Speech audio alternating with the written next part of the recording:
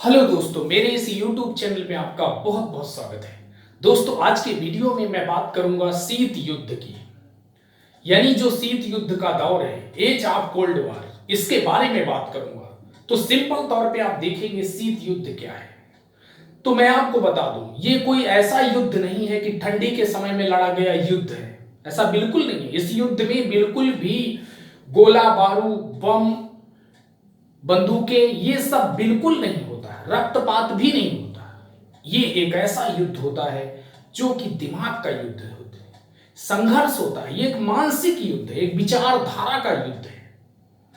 जैसे दो महाशक्तियों, दो देशों, दो परिवारों, दो लोगों के बीच में जब केवल विचारों का युद्ध होता है, इसमें क्या होता है? अविश्वास होता है, टकराव होता है, भय होता है।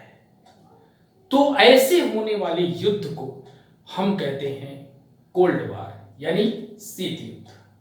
बात करते हैं दोस्तों कि आप देखेंगे जब कि दुनिया की अगर बात करें, पूरी दुनिया की मैं अगर बात करूं तो दुनिया इस शीत युद्ध से क्या अभिप्राय है। तो जब आप देखते हैं कि दो विश्व युद्ध होते हैं, फर्स्ट वर्ल्ड वॉर होता है जो कि 1914 से शुरू होता है और 1918 तक चलता है, आप जानते हो। इसमें क्या होता है, जो जर्मनी राष्ट्र, जो जर्मनी के साथ जो ग्रुप था, उसकी बुरी तरह से ये पराजित होता है। जर्मनी का ग्रुप पराजित होता है और जो विजयी देश हैं, यानी जो जीते हुए, जो जीतते हैं इस युद्ध को, फर्स्ट वर्ल्ड वॉर को, जिसमें ब्रिटेन रहता, फ्रांस रहता है, तो कुछ ये युद्ध ये क्या करते हैं, ये करते हैं एक वर्साय की संधि। वर्साय की संधि होती है और वर्साय की संधि में जर्मनी के ग्रुप वाले देशों पर एक संधि थोप दी जाती है। इस पर जर्मनी का कोई भी विचार, उसके कोई भी पक्ष को ध्यान में नहीं दिया जाता और केवल जो विजयी देश हैं वो जर्मनी पर थोप देते हैं, इस पर पूरी तरह से बैन लगा देते हैं, सेना कम कर देते, पनडुब्बी ले लेते, हर्जाना भरने के लिए। इससे कहते हैं कि जो कुछ भी नुकसान हुआ है हमारा इस युद्ध में, पूरी तरह से जर्मनी को दोषी ठहराते हैं और जर्मनी को पूरी तरह से कस देते हैं। इसका रिजल्ट क्या होता है, इस वर्साय संधि में बीज बो दिए जाते हैं। किसके? सेकंड वर्ल्ड वॉर के बीज यहां पर दिखाई देते हैं। सेकंड वर्ल्ड वॉर कब होता है? सेकंड वर्ल्ड वॉर होता है जो कि कब से शुरू होता है, जो कि 1939 से लेकर 1945 तक शुरू होता है। अब आप देखेंगे जैसे जर्मनी में एक तानाशाह निकल कर आता है, एक एडोल्फ हिटलर यहाँ का तानाशाह बन जाता है। वो जर्मनी के लोगों को सपने दिखाता है कि हम लोगों को बहुत सताया गया, फर्स्ट वर्ल्ड वॉर में बहुत अपमानजनक संधि पर हमें मजबूर किया गया, हमारे देश को पूरी तरह से मिटाने की कोशिश की। लोग इसका सपोर्ट करते, इस तानाशाह का सपोर्ट करते और तानाशाह का सपोर्ट करके वहां की जनता सपोर्ट करती, सैनिक सपोर्ट करते हैं और 1939 में वो पोलैंड पर अटैक कर देता है और यहीं से सेकंड वर्ल्ड वॉर शुरू हो जाता है। सेकंड वर्ल्ड वॉर में आप देखते हैं एक तरफ होता है, इसमें आप देखिए कि दो ग्रुप होते हैं इसके सेकंड वर्ल्ड वॉर के दो ग्रुप हैं। पहला ग्रुप क्या है? पहले ग्रुप में रहते हैं मित्र राष्ट्र, मित्र राष्ट्र रहते हैं और दूसरे में रहते हैं धुरी राष्ट्र। इस मित्र राष्ट्र में कौन कौन रहता है? मित्र राष्ट्र में रहते हैं यूएसए रहता है, यूएसएसआर रहता है, यूके यानी ब्रिटेन रहता है, फ्रांस रहता है, ये मित्र राष्ट्र।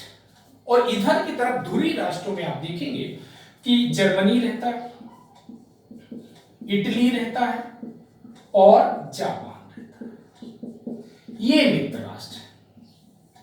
आप देखते हैं कि शुरुआत जब होती है सेकंड वर्ल्ड वॉर की तो अमेरिका इस पर इन्वॉल्व नहीं था, लेकिन ये मित्र राष्ट्रों को सप्लाई कर रहा था, वेपन्स की सप्लाई कर रहा था। तो जापान ने क्या किया, इस यूएसए के पर्ल हार्बर सेंटर पर बमबारी किया और बहुत ज्यादा बमबारी किया, जिससे बाद में 1943 के आसपास ये सेकंड वर्ल्ड वॉर में शामिल हो जाता है। और जब सेकंड वर्ल्ड वॉर में शामिल हो जाता है और जब यूएसए ने क्या किया, इस जापान के दो शहरों पर, कितने शहरों पर? एक हिरोशिमा जो कि 9 अगस्त 1945 को हिरोशिमा पर एक बम फेंकता है। कौन सा बम? परमाणु बम फेंकता है। और 6 अगस्त को हिरोशिमा पर और 9 अगस्त को किस पर? 9 अगस्त 1945 को नागासाकी पर। तो दोस्तों जब ये परमाणु बम गिराता है अमेरिका, किस पर? जापान पर। और इसी के साथ ही 6 अगस्त 1945 हिरोशिमा को और 9 अगस्त 1945 को नागासाकी पर। ये पहली बार पूरी दुनिया में एटम बम, परमाणु बम का प्रयोग किया गया। और ऐसा लग रहा था 2 किलोमीटर तक आग ही आग ऊपर आसमान में दिख रही थी। पूरी दुनिया लगता था कि बस पल भर में खत्म हो जाएगी। इतना भयानक विस्फोट पूरी दुनिया ने देखा। तो इसी के साथ ही जापान ने आत्मसमर्पण कर दिया। जापान ने जैसे ही आत्मसमर्पण कर दिया, सेकंड वर्ल्ड वॉर खत्म हो गया। चलिए, यहां तक बात मैंने किया। अब यहीं पर क्या होता है, आप देखते हैं कि 24 अक्टूबर 1945 को एक संस्था बनती है। क्या है? That is UNO. ये बनती है, यूएनओ का निर्माण होता है। और यूएनओ का 24 अक्टूबर 1945 में जब यूएनओ बनता है, तो इससे अपेक्षा की जाती है कि अब भविष्य में कभी भी युद्ध नहीं होगा, वर्ल्ड वॉर नहीं होगा। अच्छा, एक चीज और है, आप देखते हैं कि फर्स्ट वर्ल्ड वॉर के बाद भी एक संगठन बना था। क्या? League of Nations. League of Nations. लेकिन ये क्या कर पाए? ये कुछ भी नहीं कर पाया। और ये पूरी तरह से कब बना? 1920। अध्यक्ष इसके कौन थे? अध्यक्ष थे वुडरो विल्सन। वुडरो विल्सन ये कौन थे? ये थे अमेरिकन राष्ट्रपति। तो वुडरो विल्सन की अध्यक्षता में लीग ऑफ नेशंस बना। और जब वर्ल्ड वॉर खत्म हो गया, सेकंड वर्ल्ड वॉर, तो ये क्या बना है? यूएनओ बना। यूएनओ 1945 बना। चलो, इतनी समस्या तो हो गई, इतना तो समस्या का सॉल्यूशन हो गया, वर्ल्ड वॉर सेकंड खत्म हो गया। तो ये फिर ये क्या है? कोल्ड वॉर क्या है? ये कहां से निकल कर आया? तो दोस्तों मैं आपको बता दूं, जब सेकंड वर्ल्ड वॉर चल रहा था उस समय कुछ ऐसी चीजें निकल कर आई जिन्होंने आपस में किन मित्र राष्ट्रों में ही एक अविश्वास उत्पन्न कर दिया, जिसमें आप एक तरफ यूएसएसआर लेंगे और एक तरफ यूएसए लेंगे। तो चलिए इन दोनों को लेते हैं। देखिए, अब ये जो शीत युद्ध है किसमें हो रहा है? ये एक दोस्तों के बीच में हो रहा है, ये मित्र राष्ट्रों के बीच में हो रहा है। इसमें ध्रुवीय राष्ट्र नहीं है, क्योंकि वो तो पराजित हो चुके हैं। और कभी पराजित व्यक्ति कभी युद्ध भी नहीं लड़ सकता। पराजित आदमी क्या करेगा? उसके बीच क्या तनाव होगा? तो एक तरफ था यूएसए और एक तरफ था यूएसएसआर। अब मैंने आपको बताया कि जब सेकंड वर्ल्ड वॉर हो रहा था उस समय दोनों के बीच अविश्वास था। काहे का अविश्वास? एक मैंने बताया आपको कि एटम बम गिराया, इसने एटम बम का प्रयोग किया। दूसरा क्या था? जब जर्मनी ने किस पर अटैक? इस पर यूएसएसआर पर अटैक किया, तो इस यूएसएसआर ने यूएसए से कहा कि तुम इस पर अटैक करो पीछे से।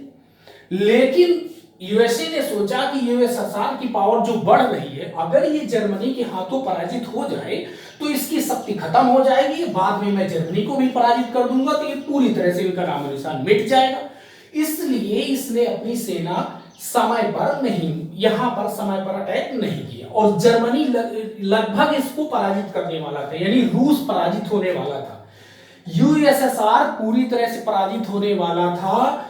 कि तभी अचानक से फिर क्या हुआ कि बाद में यूएसएसआर किसी तरह से अपनी इज्जत बचाने में सफल रहा और जर्मनी को पराजित कर दिया। जब यूएसएसआर को पता चला कि ये यूएसए ने मेरी मदद नहीं की और मेरे साथ विश्वासघात किया, तो एक अविश्वास की भावना आई। पहला तो एटम बम से हो गया, एटम बम गिराया तो उसको लगा कि ये तो बहुत बड़ी पावर अपने पास छिपा कर रखा था, हमें पता ही नहीं था, तो इस वजह से अविश्वास हुआ। दूसरा, जर्मनी ने जब यूएसएसआर पर अटैक किया तो इसने इसकी समय पर मदद नहीं की, तो भी यहां पर अविश्वास का प्रस्ताव। यही 2-3 ऐसे कारण थे जिसकी वजह से दोनों के बीच क्लैश उत्पन्न हो गया। अब इसके साथ साथ और भी देखिए, सैनिक गुटबंदियां शुरू हो गई। जैसे इसने नाटो का गठन किया, नाटो मतलब नॉर्थ अटलांटिक ट्रीटी ऑर्गेनाइजेशन, इसने 1949 को नाटो का गठन कर लिया। ठीक है, जब दोस्तों नाटो का गठन किया, यह एक क्या है? ये एक सैनिक गुटबंदी थी। और इसके बाद इसने क्या किया, इसने सीटों का गठन किया। सीटों का गठन कब किया, 1954 में कर लिया। और इसके बाद इसने क्या किया, सेंटो का गठन किया। अच्छा, सीटों का फुल फॉर्म क्या होता है, south east Asian treaty organization, south east Asian treaty organization. और सेंटो का जब गठन किया 1955 में, यानी सेंट्रल ट्रीटी ऑर्गेनाइजेशन का गठन किया 1955 में, और 1954 में उसने सेंटो का गठन किया। तो अब क्या हुआ, जब सैनिक गुटबंदी इधर शुरू हो गई तो यूएसएसआर ने भी 1955 को वारसा पैक्ट किया। ये भी एक सैनिक गठबंदी थी। और इस तरह से दोनों के बीच दोस्तों एक लंबे समय तक वार चलता रहा, शीत युद्ध, यानी विचारों का टकराव था, अविश्वास का दौर था। क्योंकि ये समाजवादी व्यवस्था, समाजवादी विचारधारा का फॉलोअर था, समाजवादी विचारधारा का फॉलोअर था।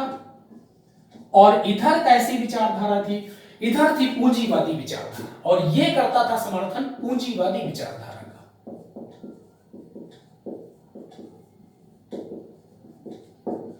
अब क्या था, इसे लगता था कि कहीं ऐसा ना हो, यूएसए सोचता था कि पूरी दुनिया में जिस तरह से समाजवाद विचारधारा जो फैल रही है पूरी दुनिया पर कब्जा कर ले, तो इसीलिए ये पूंजीवादी विचारधारा का पालन वो फॉलोअर्स था, और ये पूंजीवादी विचारधारा को बढ़ाना चाहता था, समाजवादी विचारधारा को रोकना चाहता था।